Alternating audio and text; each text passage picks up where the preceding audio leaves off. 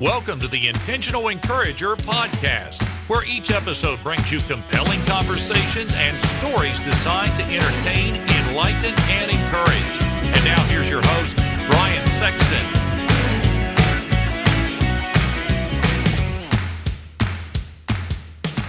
Hey everybody, Brian Sexton. I am intentionally encouraged when I see people doing business the right way. And for the last 15 years, Damon Burton and his team at SEO National have done just that. Now you might say, Brian, what can they do for me in my business? I'm going to tell you what they can do for you. They can help you understand search engine optimization. There are a lot of players out there in the marketplace, but you want a team of people that are going to be dedicated to working with you and helping you to understand search engine optimization and how you can show up higher on search engines so that you can bring more revenue into your business.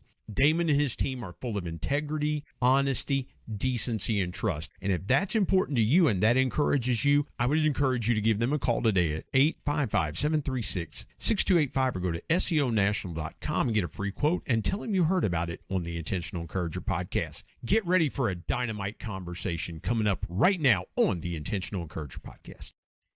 And welcome into the Intentional Encourager podcast. I'm your host, Brian Sexton. Thank you for joining us again today.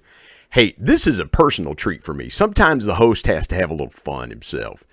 And I am talking to the 2021 representative for the NFL Fan of the Year. Now, that's a big deal. And so if you're watching on YouTube, my man Jim Foster and I are both rocking our Bengals gear because every day is Christmas when your team makes the Super Bowl. For the first time in 33 years, when your team makes the Super Bowl, every day is Christmas. And it's an honor to have Bengal Jim Foster on the Intentional Encourager podcast. Jim, how's it going today, man? What's going on, man? Thanks for having me, buddy. Thanks for having me. Oh, what a pleasure this is to have you. Let's start here. And I reached out to you on social media because your social media presence has just blown up in the last year. Because, you know, the success of the Cincinnati Bengals, the team we both have followed. I've been rooting for the Bengals since 1981, about the same time for you as well.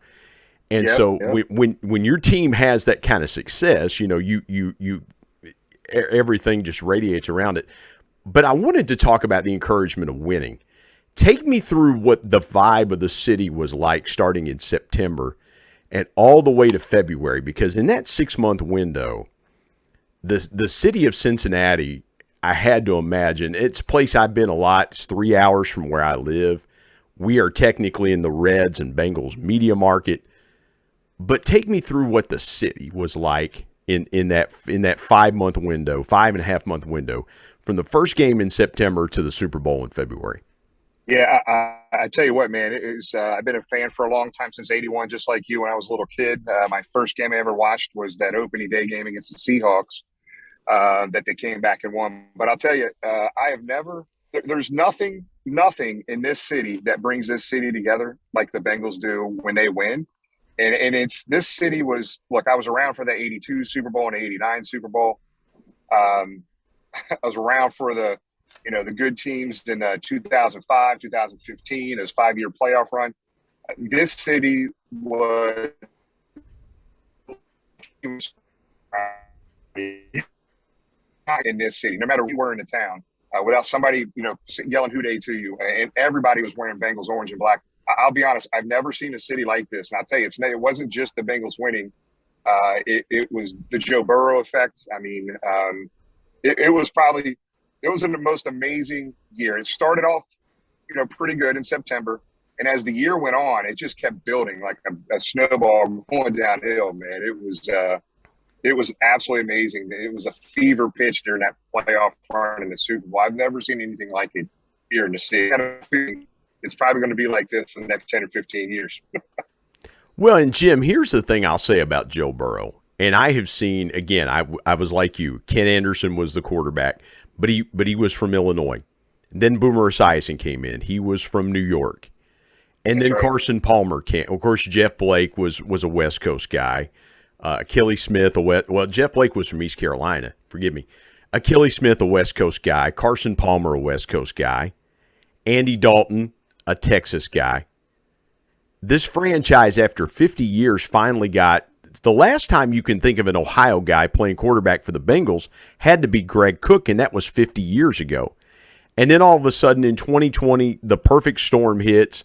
And unfortunately, the Bengals had to suffer through a 2-14 season. And Jim, I told people that year, I said, look, the Bengals lost 8 games by 8 points or less that year. They lost 8 games. They were competitive. I mean, Zac Taylor's first year, they were competitive, losing games by a point, 2 points, 3 points.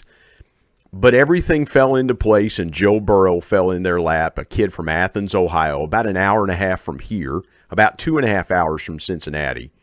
When you mention the Joe Burrow effect, I know what it's like in Southeast Ohio. I know what it's like in Western West Virginia, where I am.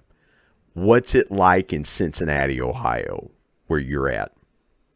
I mean, because of the Joe Burrow effect, right? Absolutely. Yeah. I'll tell you, man. It's I think that's what you had, or you had a percentage of fans. I don't know what percentage that was, but there were people that gravitated to Joe that maybe weren't diehard football fans, but man, their eyes open when they see a local kid 2 hours away from Cincinnati being drafted by the Bengals. So this guy pulls. I mean, Joe Burrow pulls people in from every direction, and there's a big chunk of fans that do that because he's an Ohio kid. I mean, hour and a half, 2 hours away from Cincinnati, and he's quarterbacking here for the Cincinnati Bengals. It's freaking amazing. And you made a good point there. You know, never really dug into that. I knew that, but as far as where Ken Anderson was from, Jeff Blake, Greg Cook being the only one Cincinnati kid.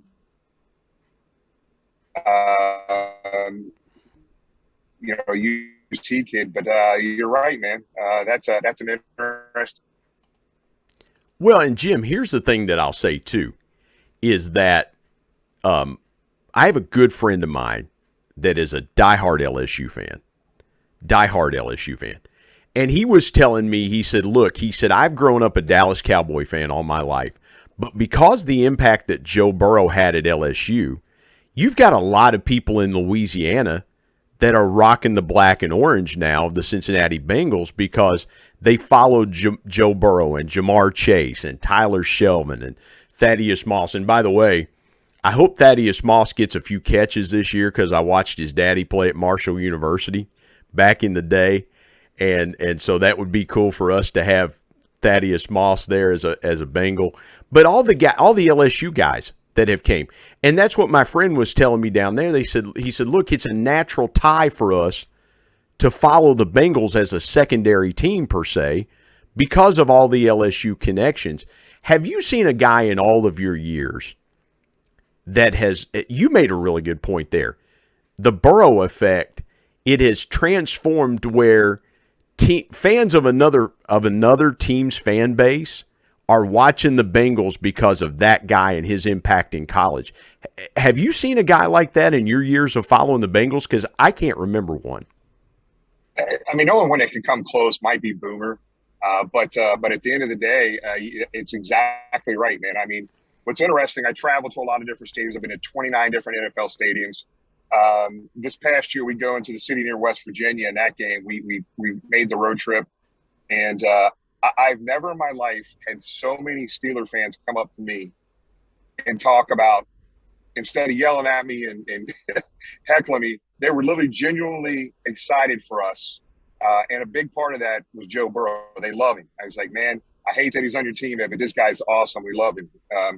We heard that all year. We were in Baltimore. We heard that from the Baltimore fans. Everywhere we went, whether they were a fan of the Bengals or not, they were talking positively and how good Joe Burrow was. And you don't ever hear that. You really don't.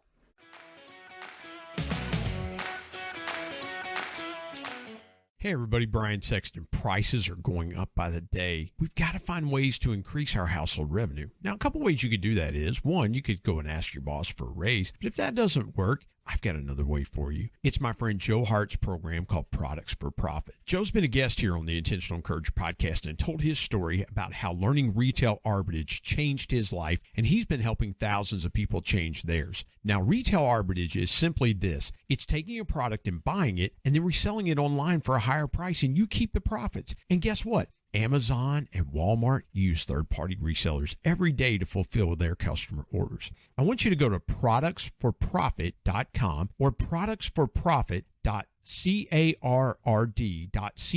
Get connected to Joe's team. Tell him you heard about it on the Intentional Encourager podcast and start making money today with products for profit. And now let's get back to more great conversation on the Intentional Encourager podcast.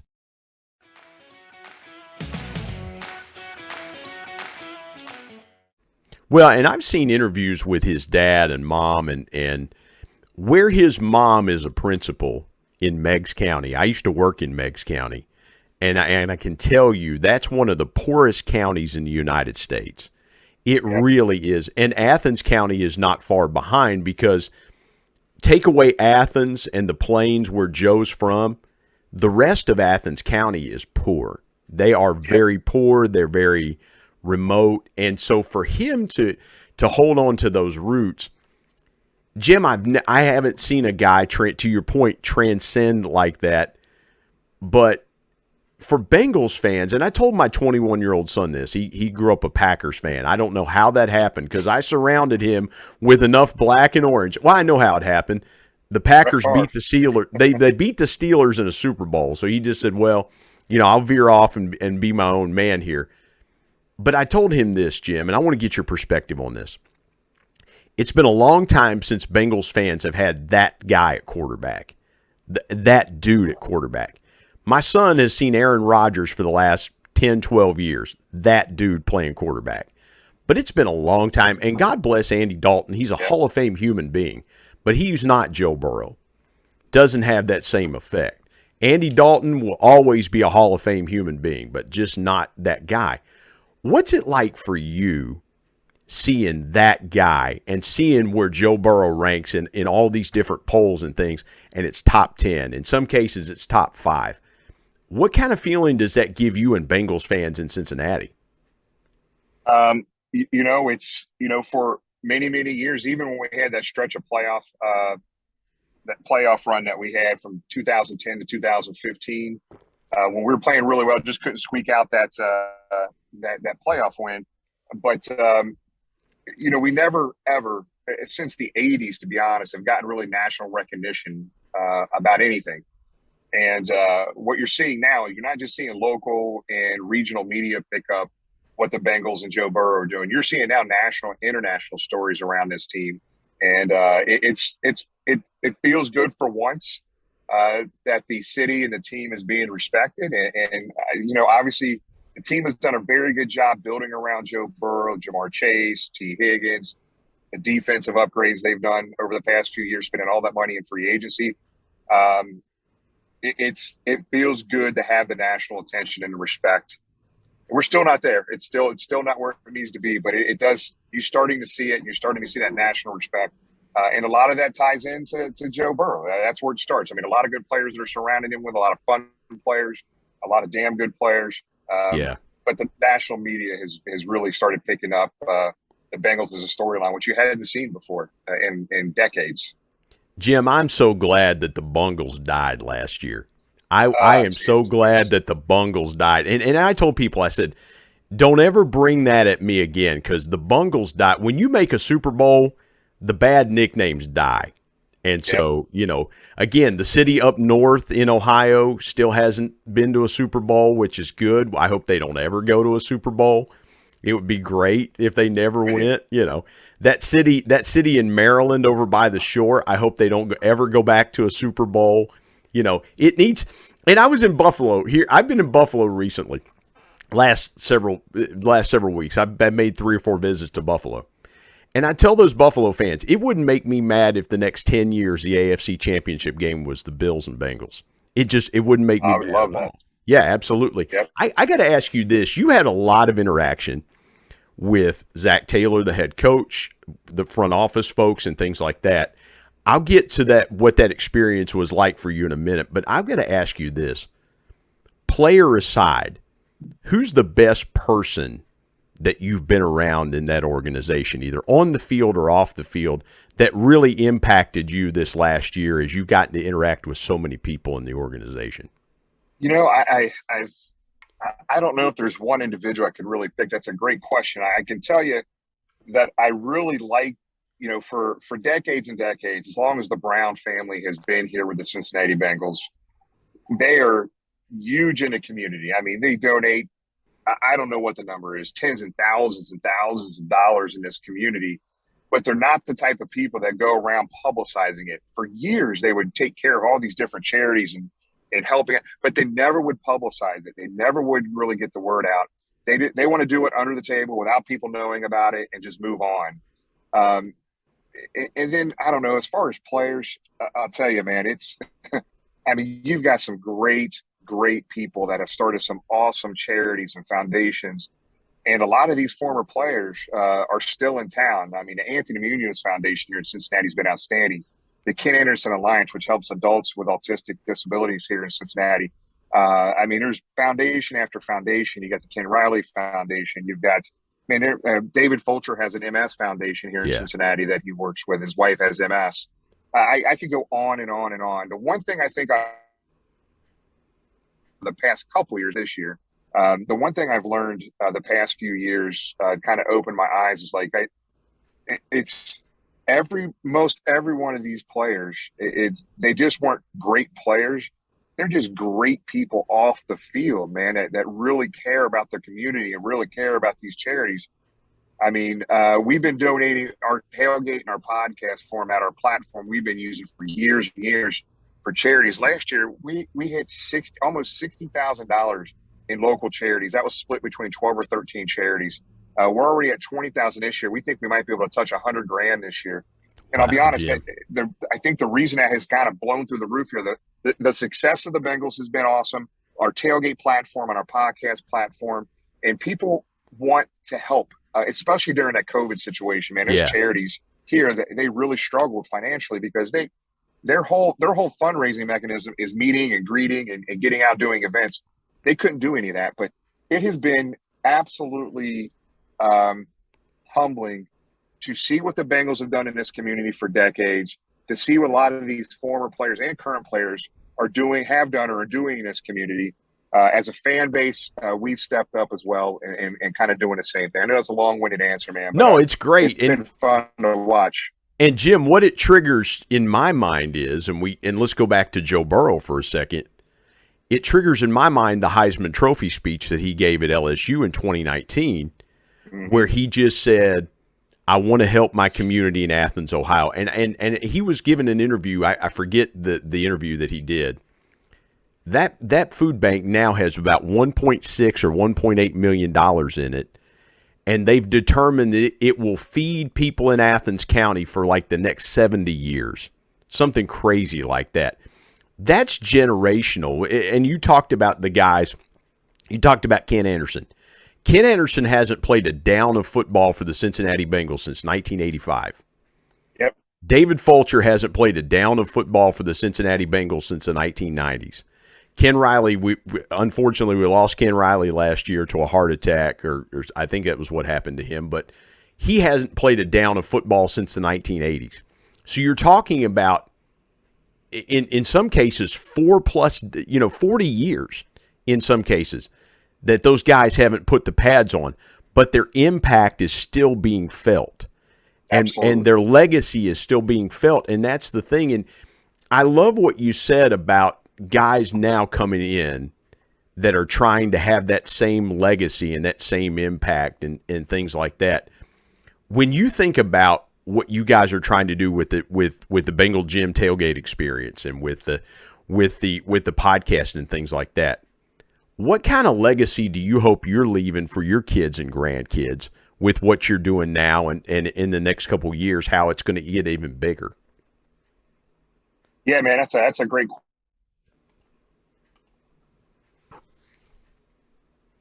If I am. But I think what's really cool is like I have 4 boys from 21 to 30 years of age. And what's really cool is that they got to see what's been happening in the past few years with the charity stuff. And they're just kind of like, wow. I mean, to them, this is like a really, really big deal to kind of see what we've been doing. I mean, as far as a legacy, I don't know, man. I mean, other than I just want them to know that there's always somebody that has it worse off than they do. They got to understand that.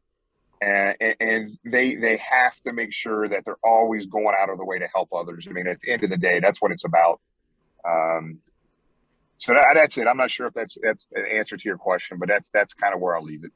No, it's a great answer to, and I'm just jotting this down. Always going out of your way to help others, and again, that's real impact, Jim. That goes, and forgive me for saying it this way, but it goes beyond honors that people bestow on us, right? Because that'll live what you're doing and what your foundation's doing, what these guys' foundations do, live longer than anything they did on the field or anything that they were a part of.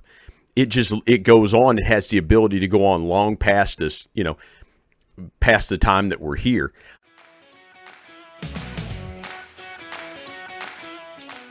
Hey everybody, Brian Sexton. Dreams are powerful pieces of intentional encouragement. We all have them. If you're a business owner, you've probably always dreamed of taking your sales to levels you've never seen before. I've got a guy that can help you with that. His name is Brad Norwood. My good buddy Brad has been on the Intentional Encourager podcast as a guest before, and he is a dream specialist. His company, Dream It Pro, offers incentive packages to travel to places such as the Masters, Kentucky Derby, the Super Bowl, even exotic places that you've always wanted to take your team, but you just didn't know how to do it. Brad's your guy. And oh, by the way, Brad's a certified bucket list coach, so he can help your team members achieve their personal dreams as well. I want you to go to www.dreamitpro.com and find out more, or call him directly at 479-466-6907. And by the way, tell him you heard it on the Intentional Encourager podcast. Let's get back to more great conversation here on the Intentional Encourager podcast.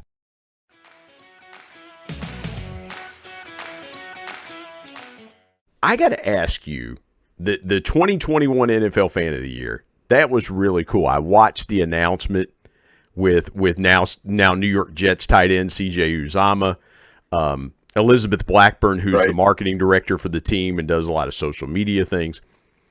Take me through that moment. Did you have any idea that was going to happen? Did you walk me through that scenario, if you will?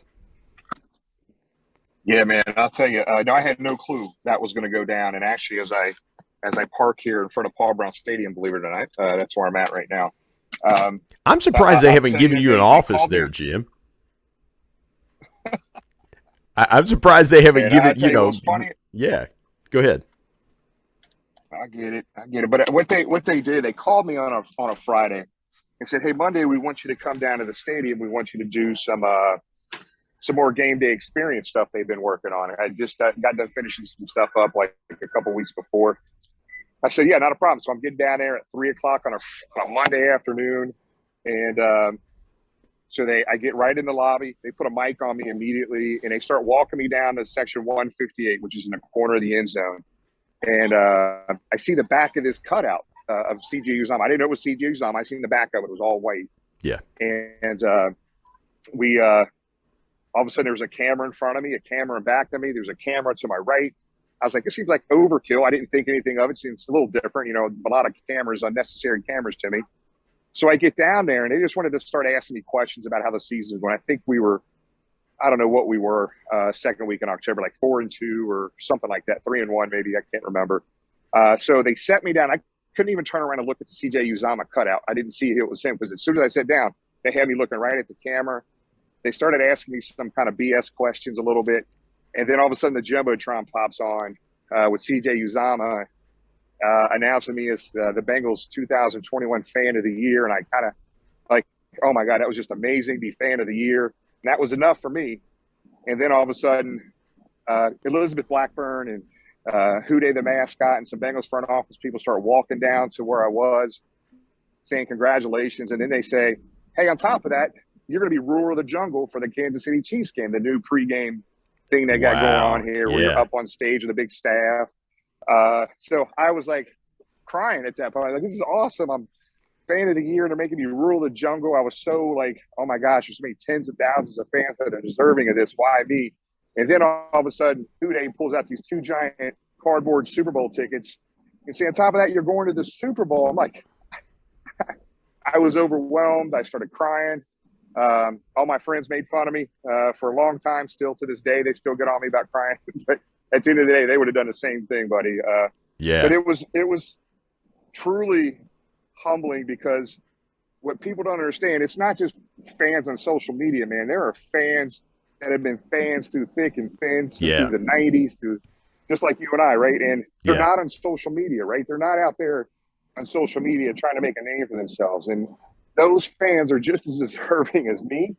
But somehow people nominated me, and out of hundreds of nominations, the Bengals selected me. And I'll tell you, it was a one whirlwind year. It was probably the most unbelievable sports year of my life. And that fan of the year was just too much. It was overkill for me. It was unbelievable. Well, and here's the thing: none of us knew at that point that the two getting Super Bowl tickets would be grand enough as it is. But then we never dreamed that we'd see our team play in the Super Bowl. And I'll share this with you real quick, Jim. I have a friend of mine that lives in Fort Wayne, Indiana. He pastors a church up there. We've watched Bengals games together. We'll talk after we're diehard fans. We were FaceTiming each other as Evan McPherson's kick in Kansas City in the AFC Championship game is going through. And my TV was getting it before he was. So he heard me screaming before he saw the kick go through the uprights. But that was a moment when you're a Bengals fan like that. Of course, 15 minutes later, I was on Fanatics ordering this hat and a T-shirt, you know.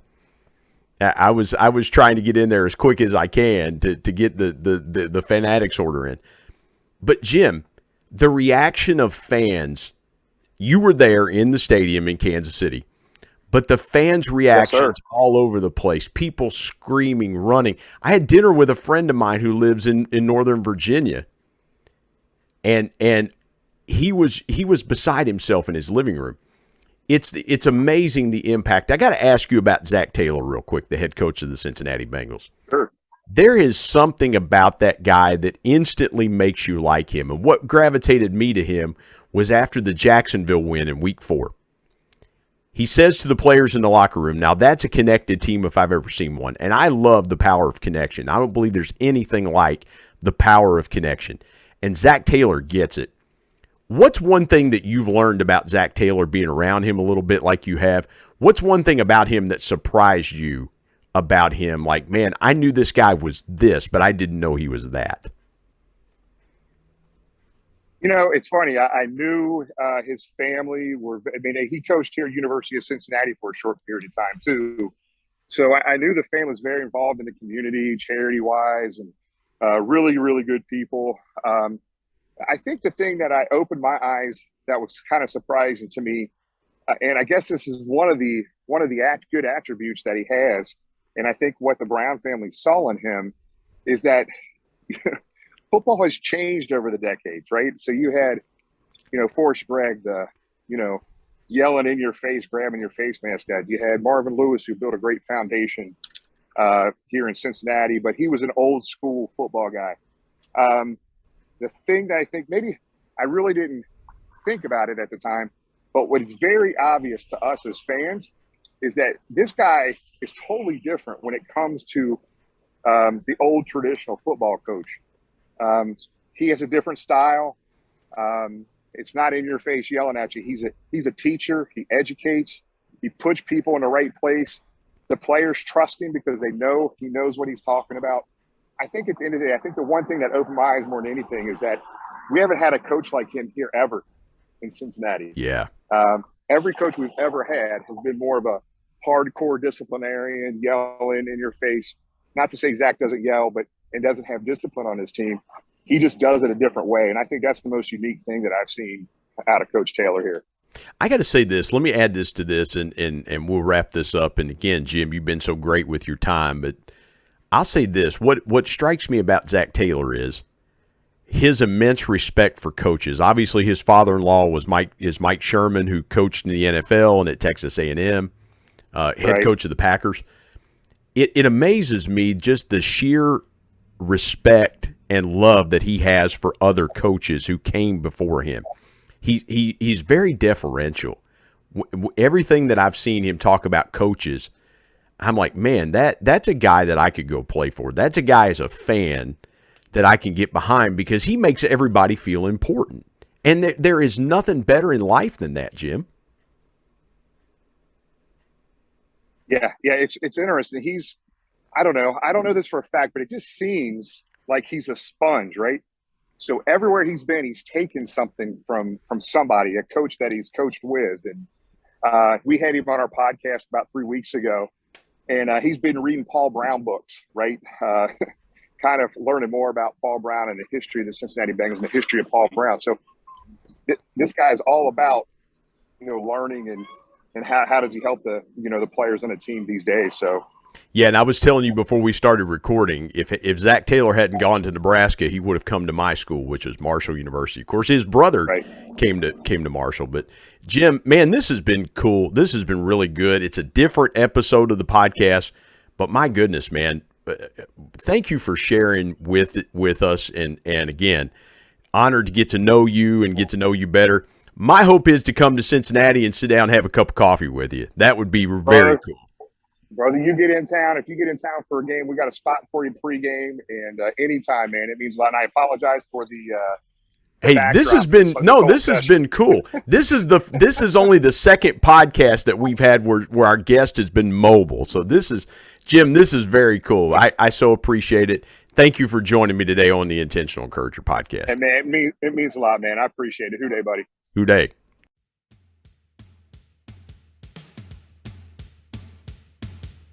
My thanks as always to producer Bryce Sexton and technical advisor Matt Means. And of course, the ultimate thanks goes to the Lord Jesus Christ, who provides intentional encouragement every day through his word. If you're not subscribed to the Intentional Encourager podcast, hit the subscribe button wherever you get podcasts so you don't miss an exciting episode where you can get encouraged and stay encouraged. And remember, anyone, anywhere, at any time, any place can be an intentional encourager.